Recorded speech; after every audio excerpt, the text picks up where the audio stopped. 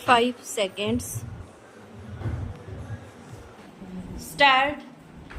सभापति महोदय, हमारे देश में गृह मंत्रालय और गृह मंत्री का कितना महत्व है, इसका अनुमान इसी से लगाया जा सकता है कि स्वतंत्र भारत में गृह मंत्रालय का भार सरदार पटेल ने स्वयं अपने कंधों पर लिया।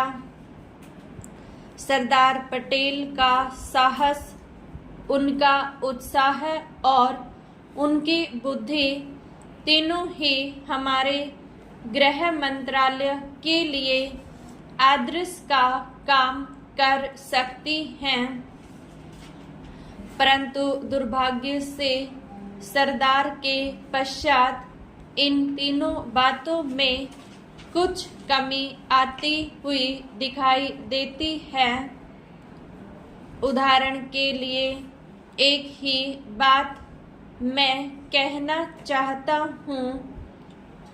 1962 में जब हमारे देश पर चीन का हमला हुआ तो 14 नवंबर 1962 को हम सब ने इसी सदन में खड़े होकर एक प्रस्ताव पास किया था, जिसके शब्द थे, भारत की भूमि जब तक हम शत्रु से स्वतंत्र नहीं करा लेते तब तक हमारा यह संघर्ष बराबर जारी रहेगा, भले ही वह कितना ही लंबा क्यों न हो।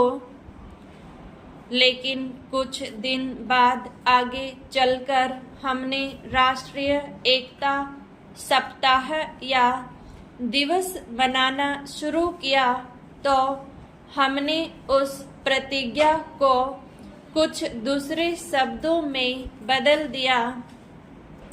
उस प्रतिज्ञा के शब्द थे, मैं अपने देशवासियों के संकल्प को दोहराता हूँ कि मैं अपने देश की स्वतंत्रता तथा एकता की रक्षा करूँगा, चाहे इसके लिए कितना ही कड़ा और लंबा संघर्ष क्यों न करना पड़े।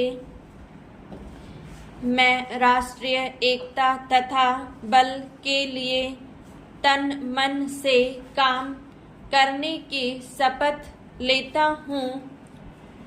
लेकिन इस बार राष्ट्रीय एकता सप्ताह के सिलसिले में एक छोटा सा प्रकाशन भारत सरकार की ओर से प्रकाशित हुआ है।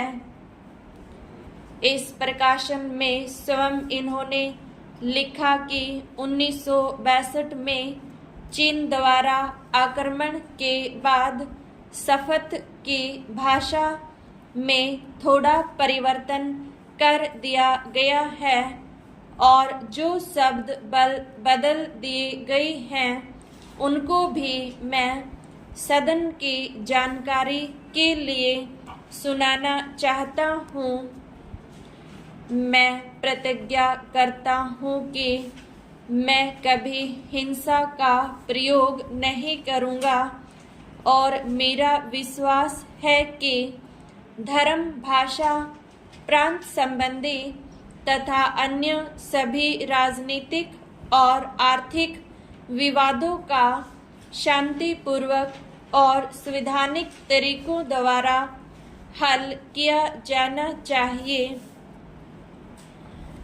अब मैं आपके माध्यम से जानना चाहता हूँ कि 1962 में संसद ने जो निर्णय किया था, क्या भारत सरकार अपने उस निर्णय से हट रही है?